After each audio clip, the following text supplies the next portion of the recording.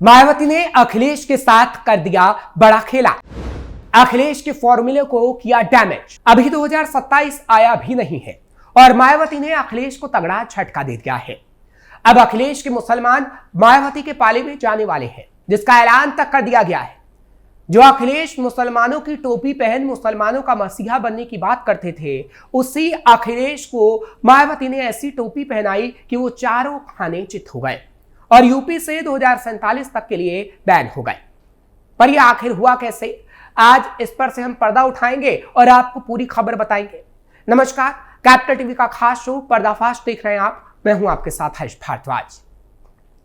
Baspa supremo Mayawati अब मुस्लिम vote bank पर focus करने जा रही हैं। उन्होंने लखनऊ में प्रदेश भर से मुस्लिम समाज भाईचारा संगठन के मंडल स्तरीय पदाधिकारियों की बैठक बुलाई। 25 अक्टूबर को ही मायावती ने प्रदेश में मुस्लिम भाईचारा संगठन के मंडल प्रभारियों के नाम घोषित किए थे। अब वो सीधे इन्हें संगठनात्मक दिशा दे रही हैं। कैसे बूथ स्तर पर जाकर विशेष गहन पुनरीक्षण यानी एसआईआर में हर वोटर का नाम जुड़वाया जाए और पार्टी को मजबूत किया जाए मुसलमानों के जरिए। एक महीने में चौथा बड़ा कार्यक्रम बसपा के लिए पिछले एक महीने में चौथा बड़ा आयोजन है।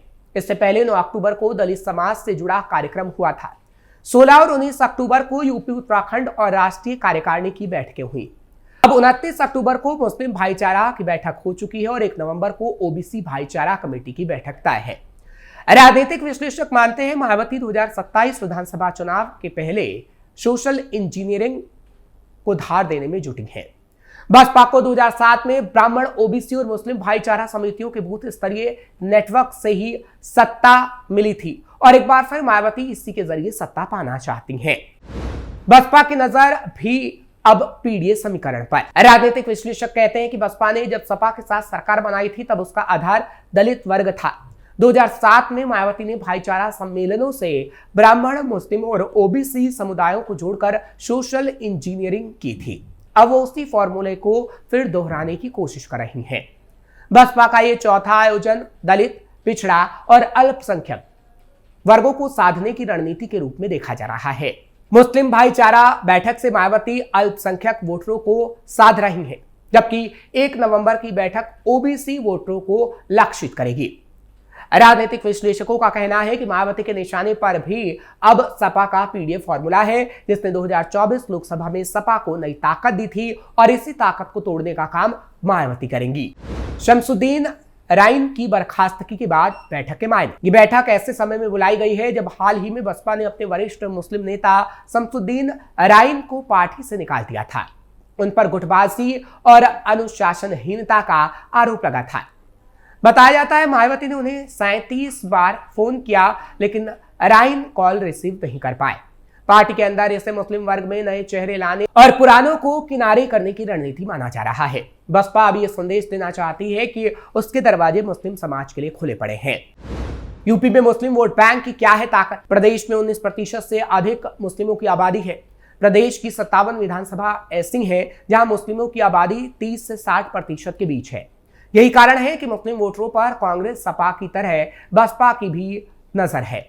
2017 में बीजेपी ने इन 57 में से 37 सीटें जीती थी, जबकि 2022 में सपा ने मुस्लिम वोटों का 83% हासिल कर 17+ सीटों पर कब्जा किया था। 2024 के लोकसभा चुनाव और 2024 विधानसभा उपचुनाव में भी इन सीटों पर मुस्लिम वोट निर्णायक रहे। कुंदरकी में यानी 60% मुस्लिम वाले एरिया में बीजेपी की जीत ने भी सबको चौंकाया था। ओबीसी समाज पर भी माया की नजर। मायावती जैसे मुस्लिम भाईचारा बैठक कर रही हैं, वैसे ही ठीक दलितों के साथ ओबीसी समाज को लेकर भी बैठक कर रही हैं, ताकि ओबीसी समाज को साधा जा सके। 9 अक्टूबर की लखनऊ में बड़ी संख्या में दलितों के साथ ओबीसी समाज के लोग आए थे। प्रदेश में ओबीसी की आबादी 50% से ज्यादा है। 8% यादव जहां सपा का कोर वोटर है, वहीं कुर्मी, निषाद और राजभर के नाम से क्षेत्रीय पार्टियां और अलग अलग दलों में इन तबकों के वोट बटोरते रहते हैं। बाकी 30% ओबीसी समाज बिखरा हुआ है, जिसे एक करने की कोशिश इस वक्त मायावती कर रही हैं। ओबीसी समाज बसपा के लिए कितना जरूरी? मायावती की नजर ओबीसी की इन जातियों को एकजुट करने पर ही है। यही कारण है कि बसपा ने लगातार दूसरी बार अति पिछड़ा पाल समाज से आने वाले विश्वनाथ पाल को दूसरी बार प्रदेश अध्यक्ष की कमान सौंप दी है। बसपा की राजनीति पर करीब से नजर रखने वाले वरिष्ठ पत्रकार सैयद कासिम कहते हैं, मायावती सोशल इंजीनियरिंग की धार को तेज करने में ही जुटी हुई हैं। दलित, ओबीसी, मुस्लिम भाईचारा कमेटियों का गठन और बैठकें इसी दिशा की ओर बड़ा संकेत दे रही हैं। दरअसल 2007 में बसपा में ओबीसी समाज से आने वाले बाबू कुशवाहा, स्वामी प्रसाद मौर्य, ओम प्रकाश राजभर, राम अचल राजभर, राम प्रसाद चौधरी, दद्दू प्रसाद, सुखदेव राजभर, फागू चौहान जैसे कई चेहरे थे। इनमें से कई को मायावती ने अपने मंत्रिमंडल में भी जगह दी थी। वरिष्ठ पत्रकार रतन मणि लाल कहते हैं, बसपा जब सपा के सहयोग से सत्ता में भागीदार बनी थी तो सिर्फ दलितों का आधार था, पर इसके बाद उसने अपना जनाधार बढ़ाने के लिए भाईचारा सम्मेलनों के बहाने अलग अलग जातियों को जोड़ना शुरू कर दिया था। तब बड़ी संख्या में मुस्लिम बसपा से जुड़ चुके थे। बसपा में नंबर 2 की हैसियत में कई बड़े मुस्लिम चेहरे थे। नसीमुद्दीन सिद्दीकी बसपा के कद्दावर मुस्लिम चेहरों में से एक रहे हैं। बसपा की इस रणनीति से सपा के पीडीए को कितना नुकसान? राजनीतिक विश्लेषकों का कहना है कि बसपा के इस सोशल इंजीनियरिंग फॉर्मूले से सबसे ज्यादा सपा में घबराहट देखी जा रही है, यानी अखिलेश यादव में। 9 अक्टूबर के कार्यक्रम के बाद जिस तरीके से सपा के नेताओं ने बसपा प्रमुख मायावती पर हमला बोला, उससे साफ है कि बसपा की रणनीति से सपा को नुकसान का अंदेशा है। सपा को 2024 में पीडीए के नारे का सबसे अधिक लाभ मिला। तब सपा को मुस्लिम, ओबीसी और दलितों की बड़ी आबादी का समर्थन मिला था। बसपा ने पिछले 1 महीने में 4 बड़े आयोजन के बहाने सपा की पीडीए की हवा निकालने में कोई कोर कसर नहीं छोड़ी है। बसपा ने 9 अक्टूबर के कार्यक्रम के बहाने जहां दलित वोटरों को साधा, वहीं 16 और 19 अक्टूबर को लखनऊ में यूपी, उत्तराखंड और राष्ट्रीय कार्यकारिणी की बैठक कर बड़ा संदेश देने की कोशिश की। अब 1 नवंबर को पिछड़ा वर्ग भाईचारा कमेटी की बैठक बुलाकर और मुस्लिम भाईचारा कमेटी का गठन कर मायावती ने सपा के पिछड़े और अल्पसंख्यक को टारगेट किया है।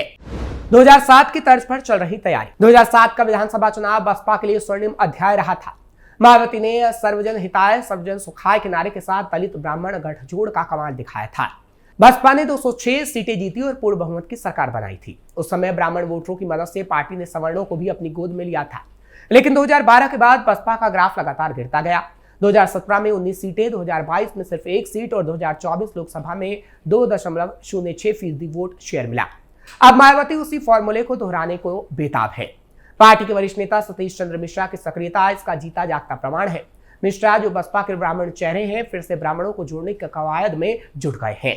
हाल ही में हुई एक बैठक में उन्होंने कहा था कि 2007 में ब्राह्मण भाइयों ने बसपा को समर्थन दिया था, वही एकजुटता फिर होगी। मायावती ने भी पिछली बैठकों में जोर दिया कि ब्राह्मण, दलित, पिछड़े और मुस्लिमों का गठजोड़ ही बसपा की बड़ी ताकत है। 2025 में बसपा ने MBCS यानी मोस्ट बैकवर्ड क्लासेस पर फोकस बढ़ाया है। दरअसल यूपी में दलित 21% है, ओबीसी 40% और मुस्लिम 19%। अगर ये एकजुट हो जाएगा तो सपा का गणित बिगड़ सकता है और बसपा की बल्ले बल्ले हो सकती है।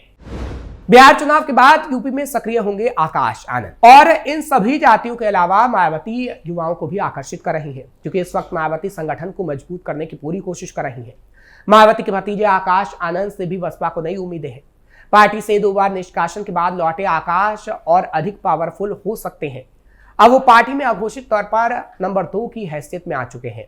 उन्हें मायावती ने पार्टी का नेशनल संयोजक बनाया है। बसपा में इस तरह का पद पहली बार बनाया गया है। अभी आकाश बिहार चुनाव के प्रभारी हैं। वहां रैली के जरिए पार्टी के पक्ष में लगातार माहौल बनाने में जुटे हैं। उन पर पार्टी के युवा विंग को मजबूत करने का जिम्मा है। सूत्र बताते हैं कि 9 अक्टूबर के कार्यक्रम में आकाश को प्रमुख भूमिका मिली थी। बसपा के ज्यादातर नेता और कार्यकर्ता आकाश को ही मायावती का उत्तराधिकारी मानकर चल रहे हैं। बसपा 2027 में उन्हें बड़ी भूमिका में सामने ला सकती है। आकाश ने हाल ही में कहा कि बहन जी के मार्गदर्शन में बसपा का एक बार फिर सत्ता में लौटना तय है। उनकी युवा अपील दलित वोटरों को आकर्षित कर रही है। खासकर चंद्रशेखर आजाद की आजाद समाज पार्टी से सीधी टक्कर भी बनी हुई है। बसपा की कोशिश 2024 में पार्टी से दूर जा चुके अपने कोर जाटव वोटरों को एकजुट करने की थी और अब इसी को आगे बढ़ाने की कोशिश आकाश कर रहे हैं। आकाश के जरिए पार्टी से दूर जा चुके दलित युवाओं को फिर से पार्टी से जोड़ने की कवायद चल रही है, ताकि अखिलेश के सीएम बनने के सपने पर पानी फेरा जा सके। लेकिन यह फॉर्मूला मायावती का कितना कामयाब होता है, ये तो वक्त ही बता पाएगा। और हर एक खबर जो उत्तर प्रदेश से जुड़ी हुई है, कैपिटल टीवी आपको सबसे पहले बताएगा। आपको ये खबर कैसी लगी कमेंट सेक्शन में जरूर बताएं। खबर को लाइक शेयर करें, कैपिटल टीवी को सब्सक्राइब करना मत भूलिएगा।